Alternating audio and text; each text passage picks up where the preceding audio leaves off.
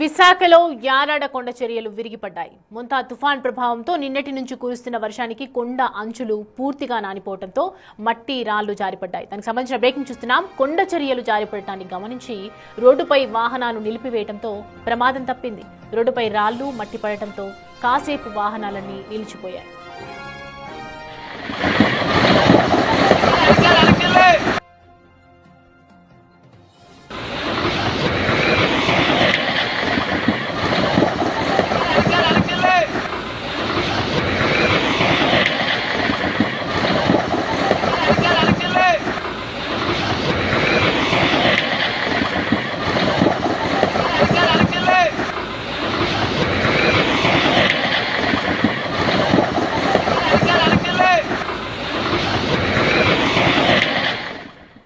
Right, విశాఖలో యారాడ కొండ చర్యలు విరిగిపడినట్లు దృశ్యాలు కనిపిస్తూ ఉన్నాయి మనకి. నిన్న ముంతా తుఫాన్ ఎఫెక్ట్ తోనే ఇదంతా జరిగిందని చెప్పి ఒకవైపు చెప్తూ ఉన్నారు. అండ్ దీనికి సంబంధించి పూర్తి డీటెయిల్స్ అడిగి తెలుసుకుందాము. ప్రతినిధి రాజు మనకి అందుబాటులో ఉన్నారు. రాజు, ముంతా ఎఫెక్ట్ వల్ల ఇదంతా జరిగిందా? సో ఎట్లా ఉంది అక్కడ సిచ్యువేషన్స్? క్లియర్ డీటెయిల్స్ చెప్పండి.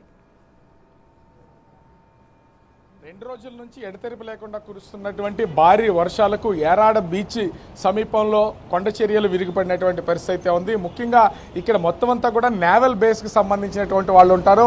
మొత్తం ఈ ఘాట్ రోడ్డు, ఆ కొండపైకి వెళ్లే ఘాట్ రోడ్డు మొత్తం అంతా కూడా నేవీ వాళ్ళ అధీనంలో ఉంటుంది. ఆ కొండను దాటి వెళ్తే ఈ యారాడ బీచ్ అనేది వస్తుంది. ఇది అత్యంత ప్రమాదకరమైనది. సాధారణమైన రోజుల్లో కూడా యారాడ బీచ్కి వెళ్ళాలంటే ఘాట్ రోడ్లో ప్రయాణం కొంత కష్టంతో కూడుకున్నటువంటిది. అట్లాంటి యారాడ బీచ్లో బీచ్కి సమీపంలోనే దాదాపుగా కొండ చర్యలు విరిగిపడినటువంటి పరిస్థితి ఉంది. ఒక్కసారిగా కొండ చర్యలు జారిపోయినటువంటి నేపథ్యంలో రాకపోకలు నిలిపివేశారు. ఆ బస్సులు కూడా కొంతసేపు నిలిచిపోయినటువంటి పరిస్థితి కనిపిస్తుంది. ఎందుకంటే 2 రోజుల నుంచి ఎడతెరిపి లేకుండా ఒక పక్క నుంచి వర్షం కురుస్తుంది.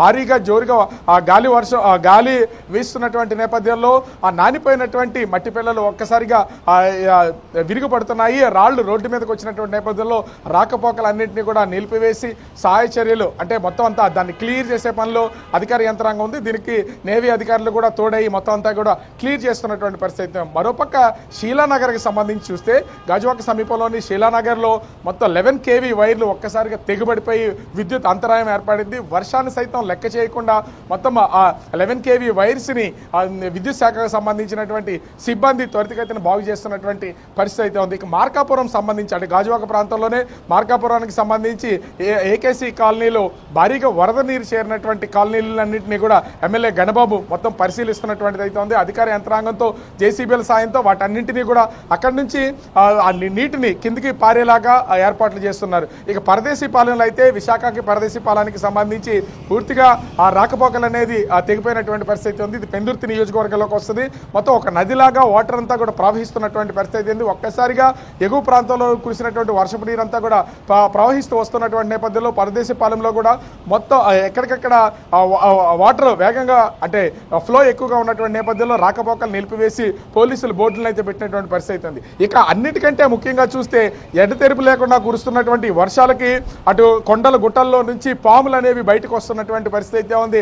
ఈ పాములన్నీ కూడా ఇళ్లలోకి చేరడం, ఇళ్లలో ఉన్నటువంటి వస్తువుల్లో చేరడం, బైకుల్లోకి చేరుతున్నాయి. సడన్ గా ఇవన్నింటినీ బయటపడుతున్నటువంటిది అయితే ఉంది. దీంతో ఆ నగరవాసులు కూడా తీవ్ర భయాందోళనకు గురవుతున్నారు. ఎందుకంటే కొండల గుట్టల్లో కూడా తీవ్రమైనటువంటి గాలి వర్షం ఉన్నటువంటి నేపథ్యంలో ఇళ్లలోకి పాములు వచ్చి చేరుతున్నటువంటిది అయితే ఉంది. ప్రస్తుతం ఇప్పటి వరకు మనం ఉదయం నుంచి విశాఖ బీచ్ వాతావరణాన్ని చూపిస్తున్నాం. మరొకసారి నేను బీచ్ వాతావరణాన్ని చూపించే ప్రయత్నం చేస్తాను. ఎందుకంటే విశాఖ బీచ్ మొత్తం అంతా కూడా ప్రస్తుతం రంగు మారిపోయినటువంటిది అయితే ఉంది. సహజంగా ఇటు ఆర్కే బీచ్ నుంచి భీమిలి బీచ్ వరకు ఉన్నటువంటి బీచ్ సరౌండింగ్స్ అంతా చాలా వరకు ఈ మొత్తం అంతా కొంత బ్లూయిష్గా ఉంటుంది. బ్లూ వాటర్లా కనిపిస్తూ ఉంటుంది. చూడడానికి ఎంతో ఆహ్లాదంగా ఉంటుంది.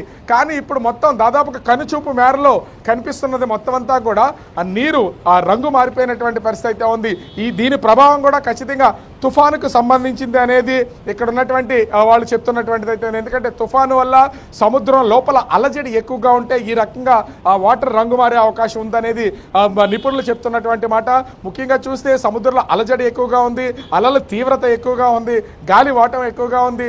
దీంతో మొత్తం సముద్రంలో కూడా వాటర్ అంతా కూడా రంగు మారిపోయినటువంటి పరిస్థితి అయితే కనిపిస్తుంది.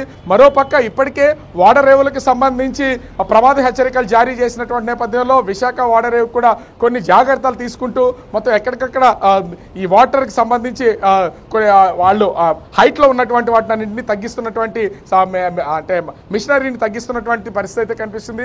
ఓవరాల్గా చూస్తే గతంలో వచ్చినటువంటి హుద్దూద్ తుఫాను ఒక బేబస్సాన్ని అయితే విశాఖలో సృష్టించింది. అట్లాంటి పరిస్థితులు ఇప్పుడు ఉత్పన్నం కాకుండా ఉండడానికి ప్రభుత్వ యంత్రాంగం, జిల్లా కలెక్టర్ హరీందర్ ప్రసాద్, విశాఖ సిపి శంకరప్రత బాగ్జీ ఏర్పాట్లు చేస్తున్నారు. బీచ్ పరిసరాల్లోకి ఎవరూ రాకుండా ఉండేలాగా పోలీసులు పహారా కాయిస్తున్నటువంటిది అయితే ఉంది.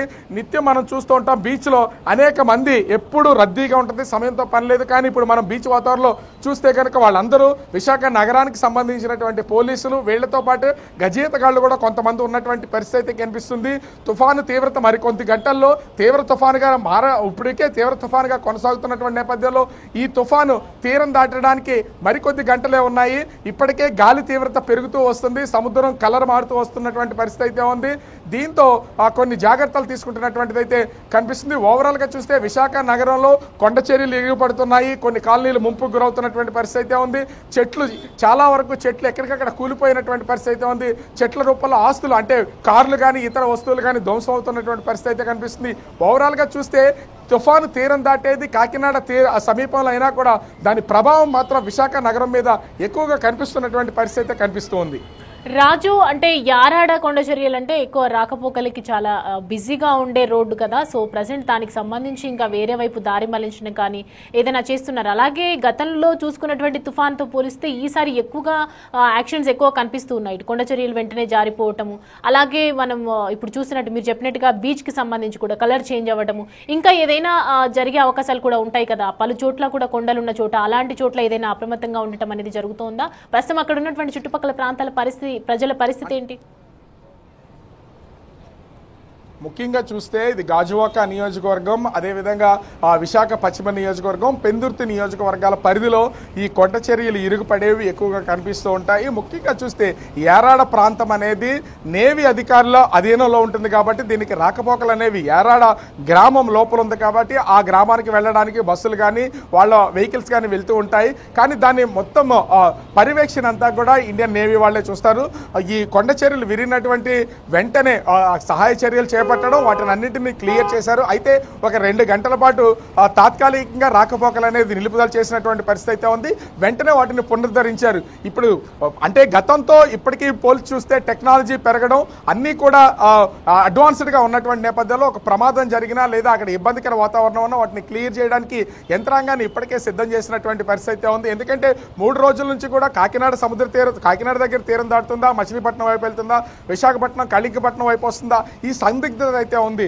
అయితే తీరాన్ని ఇది రూపం మార్చుకుంటూ దీని ప్రయాణం మారుతున్నటువంటి నేపథ్యంలో ఇప్పుడు కాకినాడ తీరానికి సముద్ర తీరంలో ఇది తీరం దాటే అవకాశం ఉందని తెలుస్తుంది. అయినా కూడా దాని ప్రభావం ప్రస్తుతం విశాఖ మీద ఎక్కువగా కనిపిస్తుంది. ఈ ప్రస్తుతం అయితే కొంత భిన్నమైనటువంటి వాతావరణం కూడా ఉత్తరాంధ్ర వ్యాప్తంగా కనిపిస్తున్నటువంటిది అయితే ఉంది. మనము నిలబడినటువంటి ప్లేస్లో 5 నిమిషాలు ఉంటే ఒక్కసారిగా ఎండ వాతావరణం వస్తుంది, ఒకేసారి వర్షం పడుతుంది, వెంటనే మబ్బులు వచ్చేస్తున్నటువంటి పరిస్థితి. గాలి మాత్రం కంటిన్యూగా దాదాపుగా 60 నుంచి 80 కిలోమీటర్లు దాదాపుగా గాలి వీస్తున్నటువంటి పరిస్థితి ఉంది. ఇక సముద్ర తీర ప్రాంతంలో అదే వాటర్ కొనసాగుతున్నటువంటిది అయితే ఉంది. అయితే కొండ ప్రాంతాల్లో నివాసం ఉంటున్నటువంటి వాళ్ళందరికీ కూడా పునరావాస కేంద్రాలకి వాళ్ళని ఏర్పాటు చేయడం, అక్కడికి ముందస్తుగానే బలమైనటువంటి ఇళ్ళు కానటువంటి వాటిని, ముఖ్యంగా రేకుల షెడ్లు ఉన్నటువంటి వాటిలన్నింటినీ అట్లాంటి ఇళ్లలో ఉంటున్నటువంటి వాళ్ళని ముందస్తుగానే తరలించి ఈ రిహాబిలిటేషన్ సెంటర్లో ఉంచినటువంటిది అయితే ఉంది. ప్రభుత్వం ఆలోచన ఒక్కటే, ప్రాణ నష్టం అనేది జరగకుండా ఉండాలి, ప్రాణ నష్టం లేకుండా ముందస్తు చర్యలు చేపట్టాలనేది అధికారులకి ఆదేశాలు జారీ చేసినటువంటి నేపథ్యంలో ప్రస్తుతం అధికార యంత్రాంగం కూడా ఈ పనిలో నిమగ్నమైనటువంటి పరిస్థితి ఉంది. మరి ముఖ్యంగా చూస్తే సముద్రం రంగు మారడం వెనక ఆంతర్యం ఏంటనేది అర్థం కావట్లేదు. ఎందుకంటే ప్రతిరోజు సాధారణమైనటువంటి వర్షాలు పడినప్పుడు బయట ఉన్నటువంటి వాటర్ అంతా కూడా సముద్రంలోకి వెళ్తుంది, కొంత కలర్ చేంజ్ అవుతుంది. అవుతుంది. కానీ ఈ రోజు 9 గంటల సమయం వరకు మాత్రమే వర్షం పడినటువంటి పరిస్థితి అయితే ఉంది. అప్పటి నుంచి ఇప్పటి వరకు లేదు.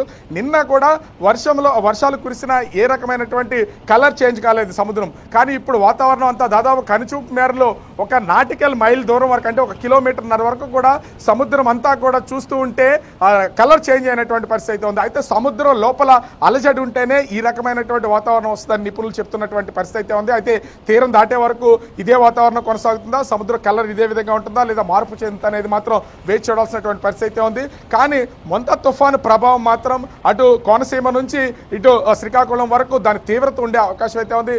విశాఖ నగరం గతంలో 2014లో హుదూద్ తుఫాన్ని ఫేస్ చేసింది. ఇప్పుడు అంత దాడి జరగకపోయినా కూడా గాలి రూపంలో ఆ ప్రభావం అయితే ప్రస్తుతం కూలిపోతున్నటువంటి చెట్లను చూస్తూ ఉంటే ఆ ప్రభావం విశాఖ మీద కూడా పడే అవకాశం కనిపిస్తున్నట్లుగా ప్రస్తుత వాతావరణ పరిస్థితులు అయితే కనిపిస్తూ ఉన్నాయి.